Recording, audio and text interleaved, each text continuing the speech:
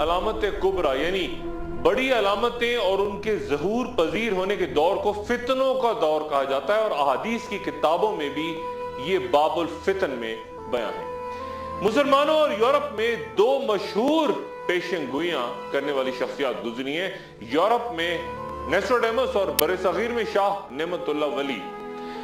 یہ ذہن میں رہے کہ پیش گوئی اور سچی خبر میں بڑا فرق ہوتا ہے، اور اسی لیے نبی کی تعریف یہ کی گئی ہے کہ وہ ایسی خبر دینے والا ہوتا ہے جو کسی اور کے پاس نہ ہو۔ بنی اسرائیل میں ایک وقت میں بے شمار انبیاء گزرے تھے، اور بعض اوقات بہت سارے جھوٹے انبیاء بھی تھے،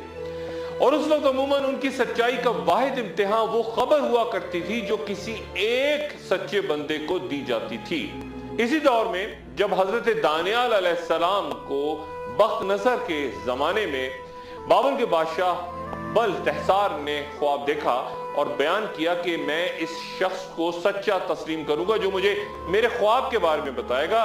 تو بہت سے جھوٹے انبیاء حیران ہو کے کہنے لگے کہ ہمیں خواب بتایا جائے تو ہم اس کی تعبیر تو بتا سکتے ہیں، لیکن یہ کیسے ممکن ہے کہ ہم خواب بتا دیں؟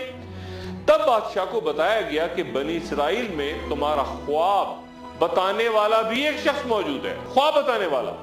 اور وہ اس کی تعبیر بھی تمہیں بتا سکتا ہے۔ اس طرح دانیال علیہ السلام بادشاہ کے دربار پہنچے، خواب بھی بیان کیا اور تعبیر بھی، اور نتیجتاً اس کے بعد بنی اسرائیل کو رہائی حاصل کر کے یروشلم تک آنا نصیب ہوا اور وہ وہاں آباد ہو گئے۔ یورپ سے پیش گوئیاں معروف ترین نوسٹریڈیمس اس شخص نے کی۔ فرانس کے یہودی خاندان میں یہ شخص 14 دسمبر 1503 عیسوی کو پیدا ہوا تھا، لیکن اس کے والد نے کیتھولک عیسائیت اختیار کر لی تھی۔ نوسٹریڈیمس نے ابتدائی تعلیم اپنے گھر میں بزرگوں سے حاصل کی، اور پھر باقاعدہ مدرسے کا رخ اختیار کرنے سے پہلے وہ ادب، تاریخ، فلکیات اور طب کے علوم کا ماہر ہو گیا، اور کچھ ہی عرصے میں اس کی شہرت ایک ایسے طبیب کے طور پہ دور دور کے علاقوں تک پھیل گئی جو طاعون کے مریضوں کا روایتی علاج یعنی ان کے جسم سے خون نکالنے پر یقین نہیں رکھتا تھا۔ نوسٹریڈیمس نے طاعون کے کئی مریضوں کو اپنے علاج سے شفا دی، اور اس کے صلے میں فرانس کی حکومت نے اسے تا حیات وظیفہ دینے کا اعلان کر دیا۔ لیکن ان تمام کامیابیوں کے باوجود نوسٹریڈیمس کی بیوی اور 2 بچیوں کا 1537 میں طاعون سے ہی انتقال ہو گیا، لیکن اس کی دوبارہ شادی کے بعد مزید 6 اولادیں پیدا ہوئیں۔ اس کے گھر کا ایک کمرہ مطالعے کے لیے مخصوص ہو گیا، اور یہی تنہائی میں وہ اپنا زیادہ تر وقت گزارتا۔ کمرے کے وسط میں پانی سے بھرا ایک برتن رکھا ہوتا تھا، جس کے بارے میں کہا جاتا کہ اسے نوسٹریڈیمس مراقبے کے دوران ارتعاظ توجہ کے لیے استعمال کرتا تھا، اور اسی مراقبے کے دوران وہ جو کچھ دیکھتا، سنتا یا محسوس کرتا اسے لکھ لیتا، تحریر کر لیتا۔ یہ تحریریں شاعری کی شکل میں ہوتی، اور ہر بند کے 4 مصرعے ہوتے۔ یہ قدیم فرانسیسی زبان میں تھے، جن میں لاطینی اور یونانی زبانوں کی بڑی آمیزش تھی۔ 1554 عیسوی میں اس نے اپنی مشہور تصنیف سینچریز یعنی صدیاں لکھنا شروع کی، جس کی 10 جلدیں ہیں، اور ہر جلد میں اشعار کے 100 بند ہیں۔ نوسٹریڈیمس کے پیروکار یقین رکھتے ہیں کہ پچھلی صدیوں میں ایسا بہت کچھ ہوا جس کی طرف نوسٹریڈیمس نے اشارہ کیا تھا، مثلا انقلاب فرانس، امریکہ کی دریافت، کینیڈی کا قتل اور ہٹلر کا دور وغیرہ۔ جبکہ نوسٹریڈیمس کے ناقدین اختلاف رکھتے لوگ کہتے ہیں کہ اس کے بیان کردہ حالات مختلف ادوار کے واقعات کے سانچے میں ڈالے جا سکتے ہیں اور مختلف انداز میں پیش کیے جانے کی مکمل صلاحیت رکھتے ہیں۔ یہ درست ہے کہ نوسٹریڈیمس کی تحریروں میں لاطینی، یونانی اور فرانسیسی الفاظ کے علاوہ فلکیات اور دیگر علوم کے پراسرار استعارے استعمال ہوئے، جنہیں سمجھنا انتہائی دشوار ہے، اور اگر کسی نے اس کی زندگی پر 80 کی دہائی میں بننے والی فلم دی مین ہو سا ٹمارو دیکھی تو وہ میری اس بات سے اتفاق کرے گا کہ بیشتر پیشگوئیاں اس کی غلط ثابت ہوئی۔ مثلا 1985 میں اس نے خروج دجال کا دعویٰ کیا تھا،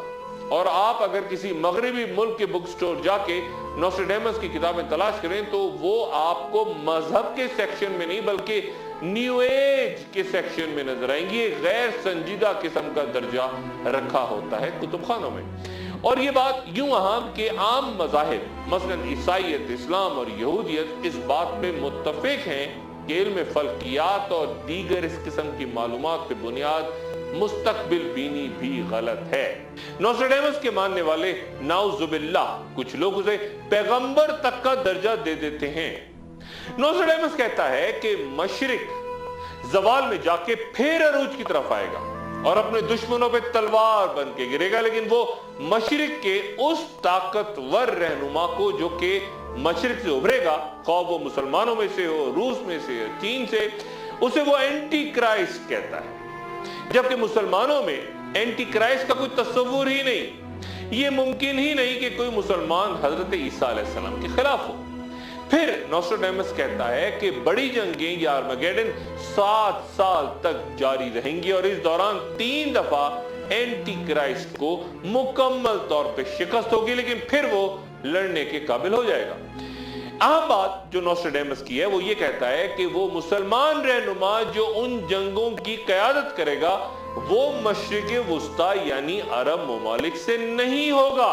बल्कि तुर्की, इंडोनेशिया, अफगानिस्तान, पाकिस्तान, ईरान वगैरह यानी अजमी होगा और वो तमाम यूरोप फतह कर लेगा। इसी दौरान कुर्तुबा का एक शख्स बगावत करेगा जिसकी वजह से ये सब कुछ होगा और फिर एक नीली पगड़ी वाला पैदा होगा जो मुसलमानों पर 29 साल हुकूमत करेगा। यूरोप पर इस कब्जे की तारीख उसने 1981 बयान की है जो कि गुजर चुकी, लेकिन फिर नोस्ट्राडेमस कहता है कि बिलाखिर सुलेमान को शिकस्त होगी। नोस्ट्राडेमस मशरिक के हर बड़े हुक्मरान को सुलेमान ही कहता है, लेकिन उसकी एक पेशगोई बहुत दिलचस्प है कि यूरोप का एक बहुत बड़ा सिपह सालार मुसलमानों को पसपा होने पर मजबूर करेगा, जिसके बाद 2 गिरोह में जंग होगी जो कि दरियाए गंगा पर होगी। और हजरत शाह नेमतुल्लाह वली ने इस बारे में कहा है कि अटक का दरिया खून से भर जाएगा, जहां उनका इशारा यकीनन ग़ज़वा-ए हिंद की तरफ है। दूसरी जंग अज़ीम के दौरान जर्मनों ने नोस्ट्राडेमस की पेशगोइयों से मुतालिक पैम्फलेट्स फ्रांस की सड़कों पे गिराए थे ताकि वहां के लोगों के हौसले पस्त किए जा सके। नोस्ट्राडेमस तब से लेकर आज तक एक प्रोपेगेंडा के तौर पे गालिबन इस्तेमाल हो रहा है और अब तक हर बड़ा वाकया होने के बाद कोई ना कोई रवायत उससे मंसूब कर दी जाती है। एक और पेशगोई उसके सामने आ जाती है और वो हजरत ईसा अलैहिस्सलाम या इमाम मेहदी के बारे में मुकम्मल तौर पे खामोश है।